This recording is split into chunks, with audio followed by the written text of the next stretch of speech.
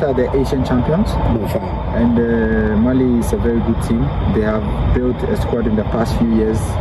For Corona, and they have Jigui Diarra, Harari Traore, Haidara Masudo, and Tori 18-year-old Bilal, who is leading the attack together with Koulibaly Khalifa. He's a winger being deployed at right back by coach Siki Akono. Andre Ayew, lovely chip from Andre, finds Tariq. Tariq sends the ball back to Nicolas Opoku. Jagui Diarra. Well, goalkeeper Jagui Diarra was in that under-20 team that played and defeated Ghana in 2015. It is Mali tearing away. Mali in the box, and yes! The Malians have drawn the first blood. Ghana they are back against the wall. Mali 1, Ghana 0. What a start by the Eagles. And guess what? It is Harari Traore, the right fullback. And he was given all the chances in the world to enter into the box. And the Malian captain will definitely smile and give them the lead. Mali 1, Ghana 0. And Mali will also play against Namibia. The ball is chipped up front and is headed. Finally cleared.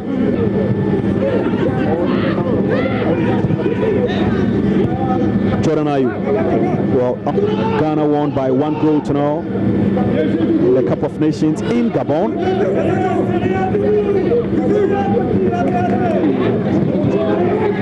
Bernard Mensah. Jordan Ayew on the edge of the box. Jordan. Step overs. Final.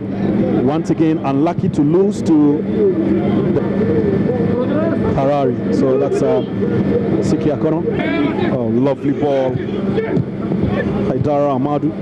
We've got 2 Haidaras in the team. Another cross. Oh, yes!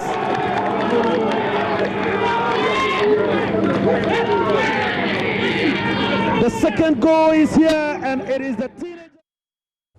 So that's what happened on Friday. Well, in just 30 minutes, the Black Stars will be against Qatar in an international friendly. And it is one of 2 games for the Stars ahead of their crucial AFCON qualifier against Sudan. And the first of the 2 played on Friday ended in a 3-0 defeat for the Stars. Today's game at the Madan Sports Complex in Aksu, Turkey, could be a verdict on coach Siki Akono's capabilities as Ghana's coach. So as we build up to that game, we're joined in the studio by sports journalist George Addo Jr. and Gary Al Smith, who is joining me via Zoom. We'll do an analysis of the team and the chances that they have. Gary, it's good to have you.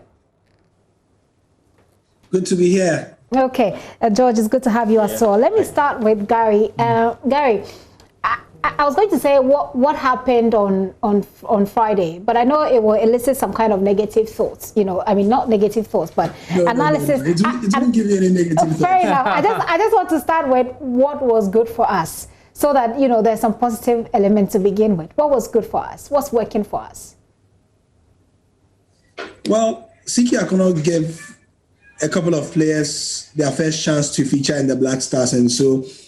To the extent that the national team is for everybody, and people always say that, no matter how Ghanaian you are, nobody is more Ghanaian than anybody. The national team is not a family property. It's not a bona fide property of anybody. To that extent, it's good. So we're able to see what those players had to offer, and that was the real positive. But if Siki Akono himself, in his post-match briefings to the GFA website and then to our sister station Adum TV, himself couldn't seem to see any positives. Who am I seated behind a screen in Kokomlemle to be able to see positives? Whom am I? Don't worry, you are the Gary Al Smith. But then let me bring George in. George, help us with a little bit of a background.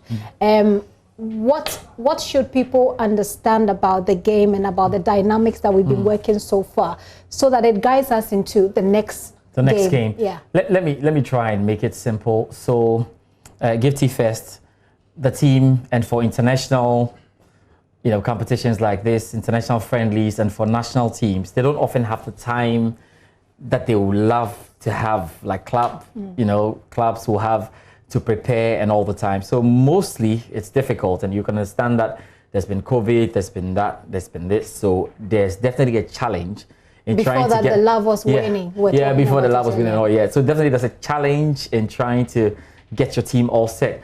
But as you finish saying this for Ghana as an excuse, you look back and say, okay, that Mali had the same conditions. So what happened with Mali, you know, on the other side? That's the first thing to look at. Now, I think another thing that most Ghanaians did note is that when you have a coach handling his first game, there's often a reaction from the players to want to say, I want to be in your team, I want to play. So there's an adrenaline rush. Unfortunately, in the game against Mali, we didn't see any adrenaline rush. So players who were playing in a manner that Ghanaians didn't love. They didn't look like they wanted to run to the ball. They were not quick enough. They were not fast to the balls. They were losing aerial balls and all of that. Is that a fair judgment? Just to be fair, yeah, because if you're comparing what we did to Mali, there was a problem with the attitude of the players. That's the first thing that most people spoke about. Okay. Then there were issues with the tactics from where we're reading things from. And then the coach admitted that, look, his team wasn't organized. He said this, you know, he granted this interview to Songo and said that my team wasn't organized. So all we can say is that it's an international friendly. So yes, sometimes you just do not want to, you know, make this too difficult for the team and say that, well, don't lose, don't win. Friendlies are meant for experimenting, but how far can you experiment? And the next question is, how much time do you have to experiment? Because your next key game is in November against Sudan. So in as much as you want to experiment, how much time do you have?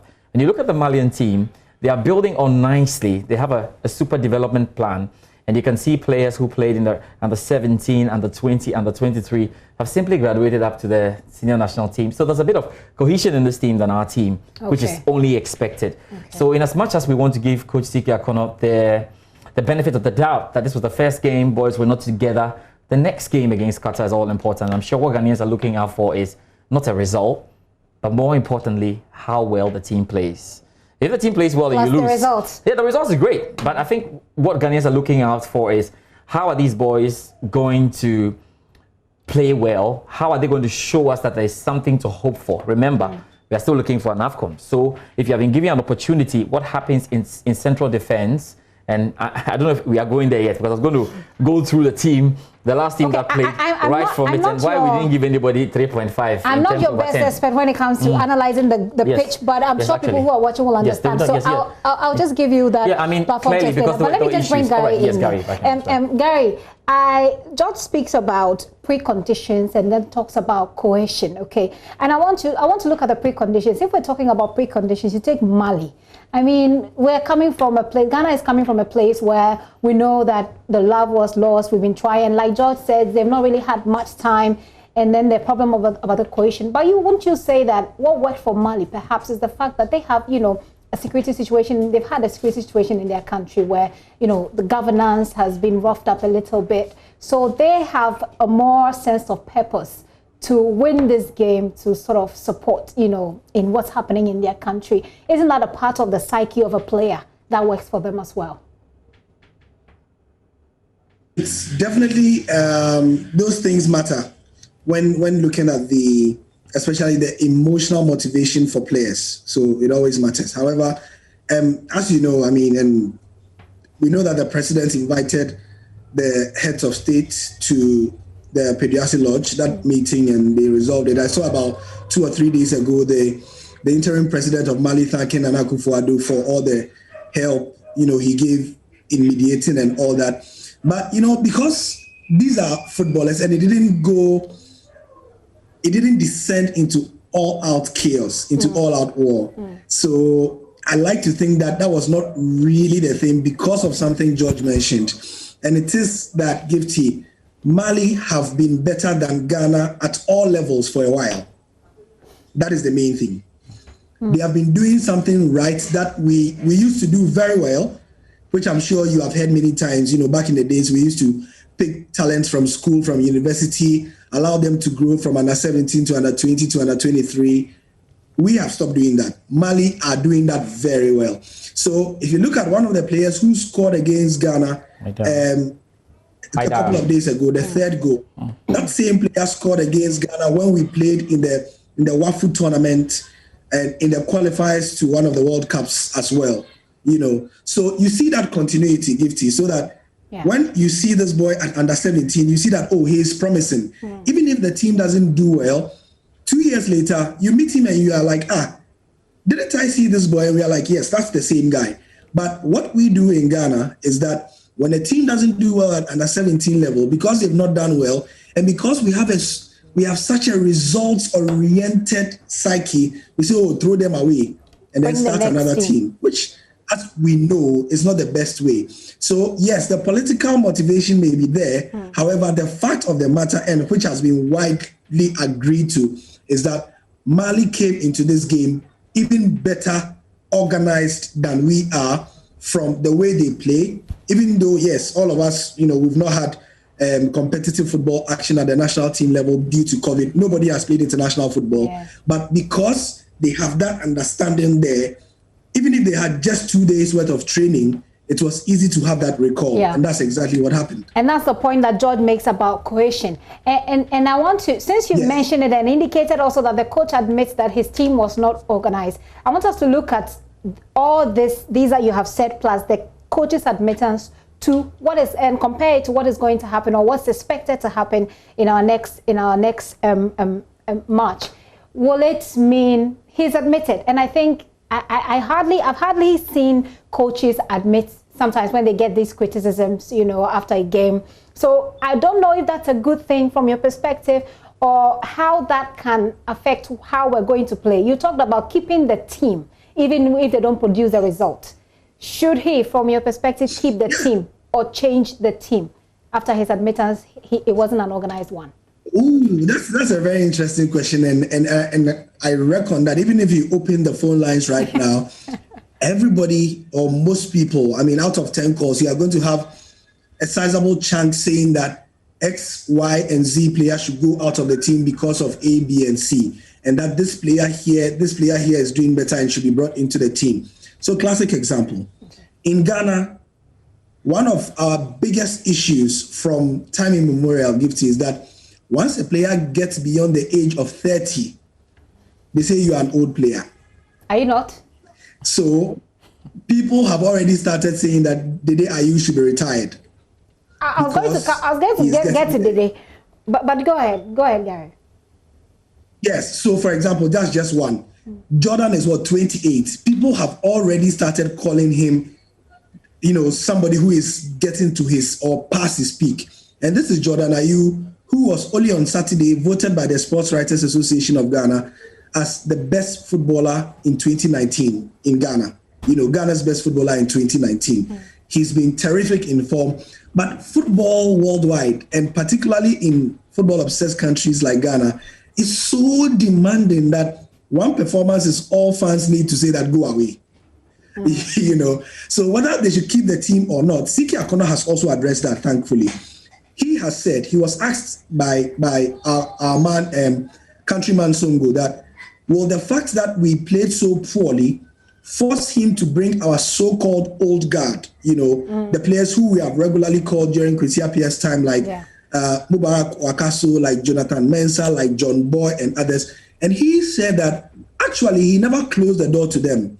All he's doing with these two matches against Mali and Qatar is that he is trying a few new names to see if they can complement the so-called old guard as well. And that there's definitely a chance that we are going to see them when we are playing next month in the real qualifiers against Sudan. Gifty.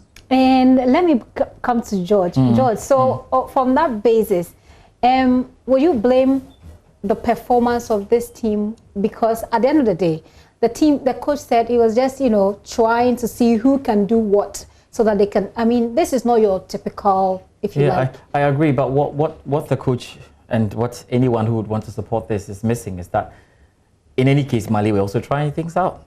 Friendlies are for trying, so everybody's trying. The question is how good are you trying? So how well are you trying? That's what he's talking about.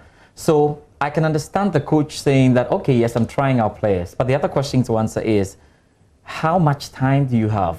If you have just 2 friendlies and you've got a qualifier against Sudan. And you have to be strategic about clearly. So he can say that, he can say that, yes, I have players, I know what they can offer. I'm bringing in this squad to decide what to do next.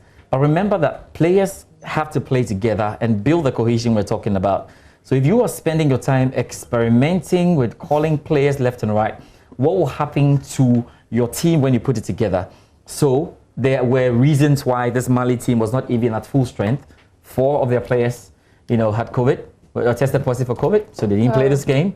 In our game against Qatar today, we know 8 of the members who won the Asian Championship are not going to be part of it. 8 of the Malian... No, 8 of the Qataris. They are the Asian champions. 8 of the players. They are not playing today. One reason or the other, they are not playing.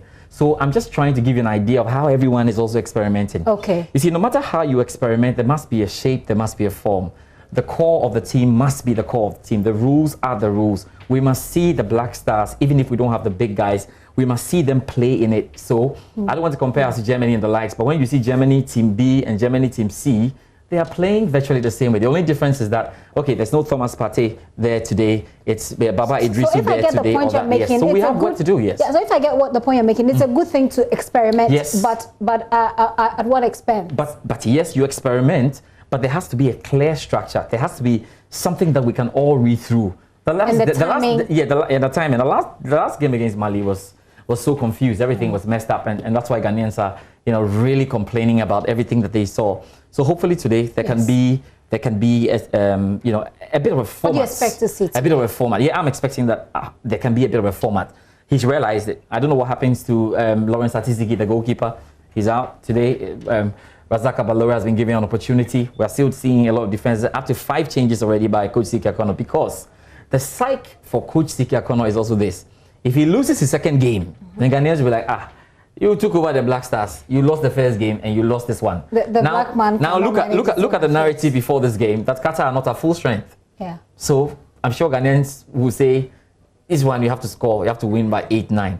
You are fighting against 2 things. When sports journalists are dealing with this, we're able to try and understand it from a football perspective and get things in. But look, there must be a design to what we are doing today. Players must show that they are hungry, and more importantly, we must get a bit of, or the Ghanaians need a bit of confidence that CK can do the job. Already the technical director, the new technical director, Bernard Lepet, has spoken, and in his words, we're not compact. That has its own political. Look at guys now. So in fixing that problem, which first of all the coach has admitted, both of you have spoken to. I want you to do with the tactical plan which you mentioned. Like I won't be able to ask you perhaps any further follow-up questions that will punch holes into your analysis maybe. But then what is the tactical plan that for you didn't work? What should be done to make it work this time around? I see that the first game players were played out of position. It was difficult.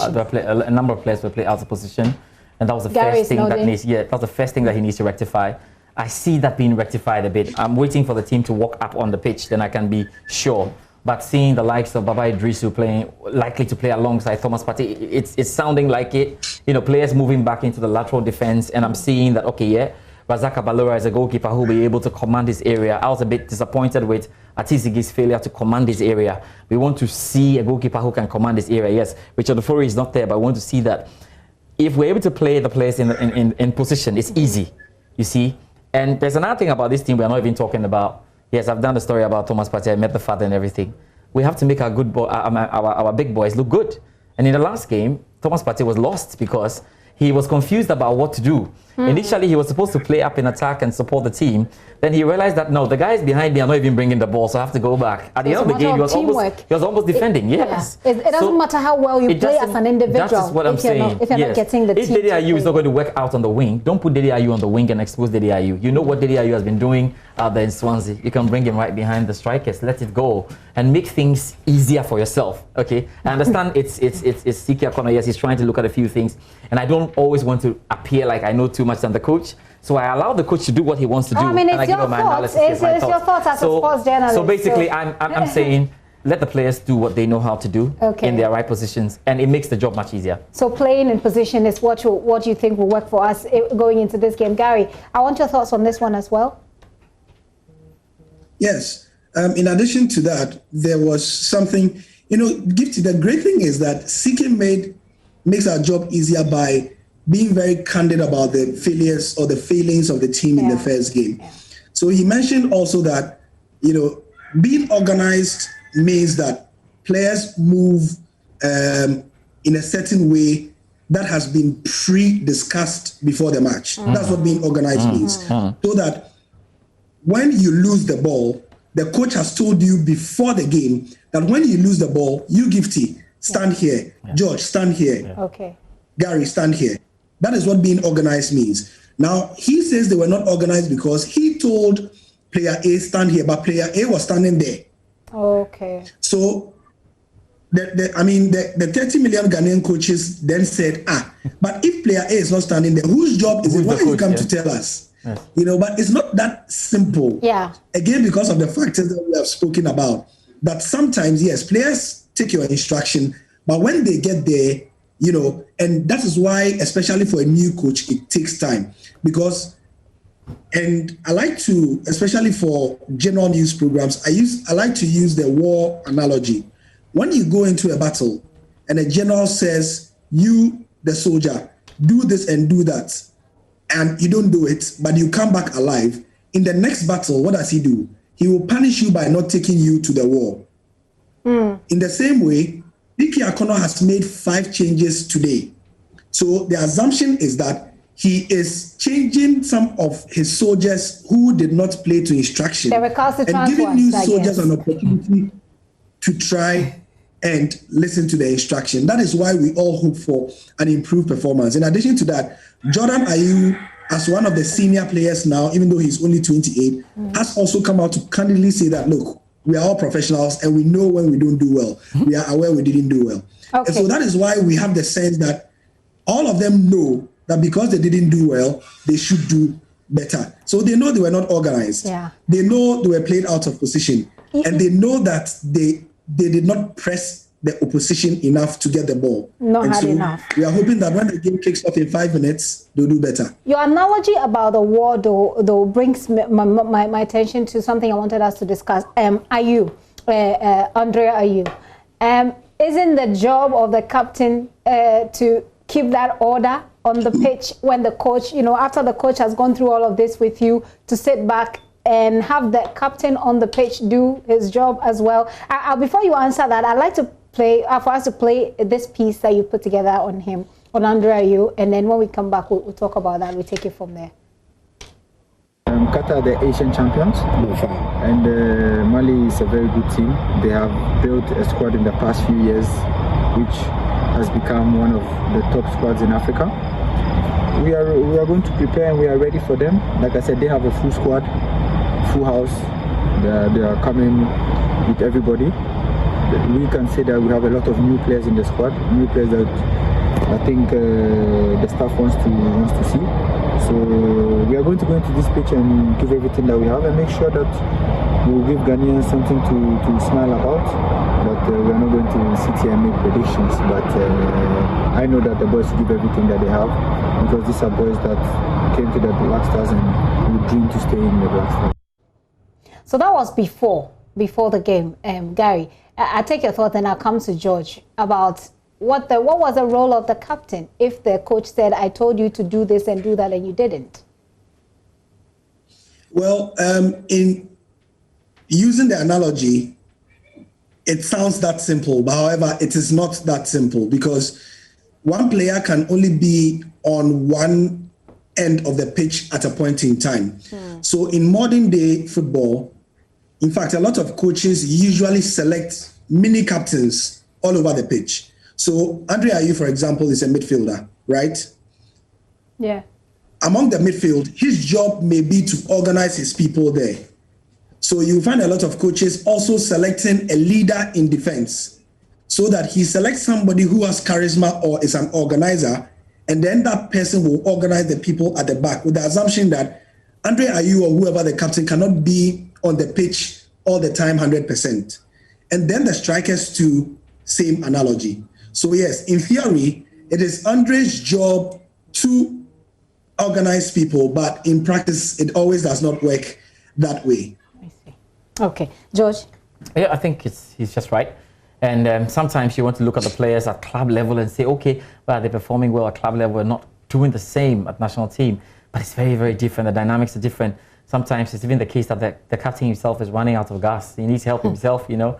And so it's not as easy as going down onto the pitch and, screaming the instructions. Obviously, we have a charismatic captain, and he will try to put in the information as much as possible, but handling a national team. That's why I pray for CK all the time. Yeah, because I'm going to ask. I was going to ask, is that hurting or helping us?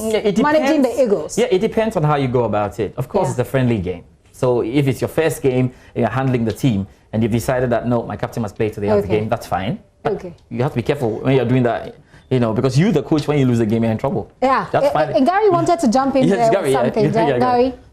Yes, and a quick thing as well. Just like, again, in war, there are different kinds of generals. There are different kinds of captains. So, for example, let's use our own Ghanaian situation. In 2010, when everybody was happy, we got to the quarterfinal, it came out after the tournament that even though, for example, in the lead up to that tournament and all that, Stephen Appiah was one of the inspirational people. He was the captain of the team and all that. Our Serbian coach at the time, was not actually giving instructions, the tactical instructions to Stephen Appiah. Why? Because apparently he identified that even though Stephen Appiah was a charismatic and motivational captain, in terms of tactical acuity, he was not the sharpest. Oh, okay. So he was using Kwadwo Asamoah to give instruction to, because Kwadwo Asamoah was the most intellectually sound of everybody in the team, according to the coach. So you would see Kwadwo Asamoah being called to the side and being told, tell this person to do this, do that. And he will clearly relay the message. And is this something that you discuss? You have a pre-discussing with the captain so that everybody is, because that could also hurt your but it's something that's discussed. I mean, in Liverpool, they all know that Firmino has a proper thinking, a football brain. Not all players have the football brain. I think Thomas has a football brain. Fabinho has a football brain. Kevin De Bruyne has a football brain. So they're able to quickly... So everybody has their strengths. Yeah, they have and then you play the strengths according. So we're wrapping up this conversation, and I'll take your final thoughts on, what you think are at stake, for this particular game. But we also have something on Partey, Thomas Partey. And you indicated that you may play very well, and everybody is hailing this guy right now. But you say he got lost on the pitch. He got lost because the system did not favor him. I just want us to take a look at the video you put together, and then we'll talk about him to wrap up. So this is the Manche Israel School and the school park. Thomas Partey started schooling here and started playing football on this park. He has moved from Atletico Madrid to Arsenal, and if there is a party somewhere, it surely must start right here in Kroboland. Party after party! Party after party! Party after party! Party after party! Party after party! Party after party! Party after party! Party after party! Party after party! Party after party! Party after party! Party after party! And yes, the party knows no end. 7 days after Thomas Partey sealed his move to Arsenal from Atletico Madrid. While many Arsenal fans and their new converts anticipate Partey's debut in an Arsenal jersey soon, the people of Manya Krobo and the whole of Kroboland feel they cannot be left out of a party that belongs to them. It's always about Manchester United matches, Chelsea. Arsenal has fewer supporters, but with Partey at the center, at the heart of Arsenal right now, trust me, I'm sure that match centers are going to be flowing with Partey jerseys and all this stuff. First time I heard him playing at ATM. Yeah, so I supported ATM. Though initially I was a Barcelona fan, but as he moved to ATM, I supported ATM to now. But now he has moved to Arsenal. So are you moving again? Now I've moved to Arsenal because of him. Around the whole world, people will criticize him, but he should improve match upon match. I never doubted Partey playing top football.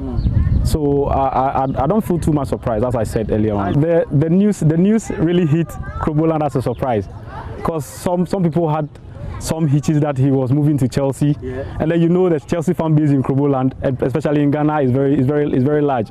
So the expectation was that he was going to Chelsea, but he ended up at Arsenal, and then we are okay. We are happy with that. I want him to be a star among all the players at Arsenal. So if you are hearing me, I miss Sankara. I wish you a good luck. With Partey, this year or next year, Arsenal is going to win the league. Wow. Yeah, in England. Because Partey is coming to prove to the English Premier League as a champion in Spain. And as you may have suspected, the joy of a man whose son is involved cannot be measured. Party after party, party after party, after party after party. So the party after party, that was what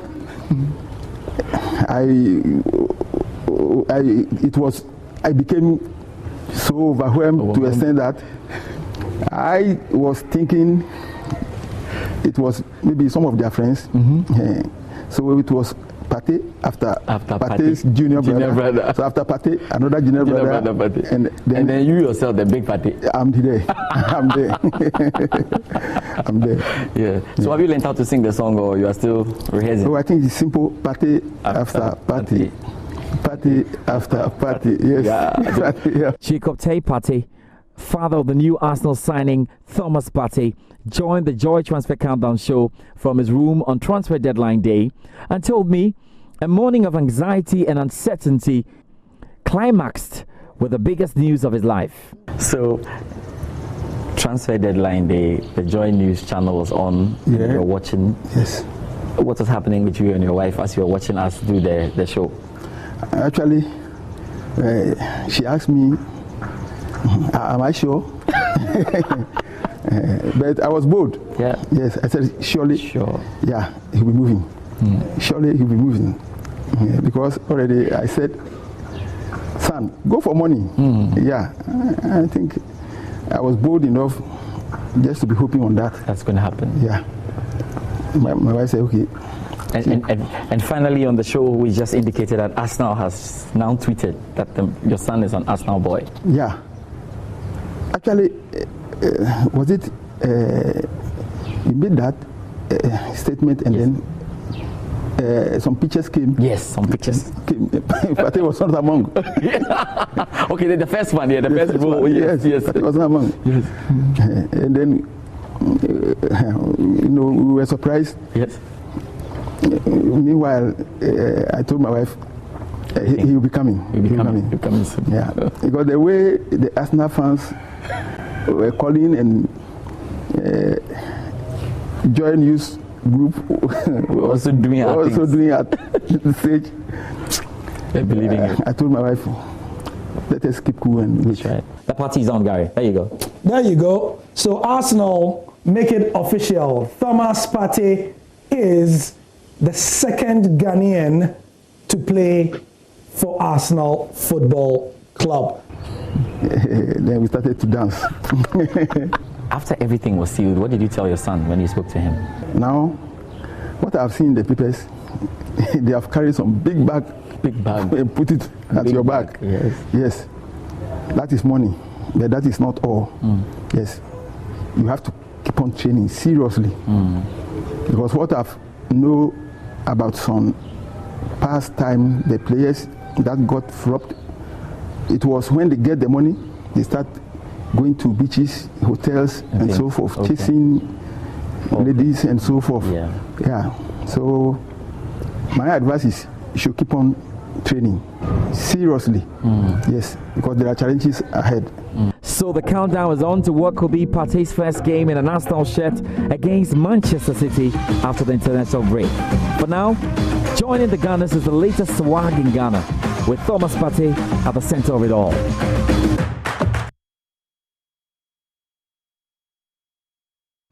So that's a beautiful piece put together. That got me really excited by Jordan Jr. there. But let's wrap up our conversation. The game has already started. And let me take that final word from Gary. Okay. Gary, let's make it pretty quick for those who want to watch the game, but so we also continue. Your final thoughts. What's at stake as we go away? Well, at the moment, I don't think anything is at stake. It's not as dramatic as that. Okay. We are building towards having a better team, really. And the aim for Siki Akono is to win a trophy for us. So if today will be another building block towards ultimately winning the trophy, that's fine by me. But definitely, we need an improved performance, Gifty. Improved performance. You see how that goes, George? I sometimes like it when the team loses because it gives the coach an idea that there's a lot of work to be done. So he must sit up and do the work. ultimately, I hope we have a good game. And for Coach Siki Akono's sake, as a coach, let's get a good result so we can get the job done. Great stuff. Thank you. George Addo Jr. and Gary Al Smith, you certainly love them if you love sports here in this country. So the game has already started. We'll be monitoring to see how it goes. This is still The Pulse with me, Gifty and Dr.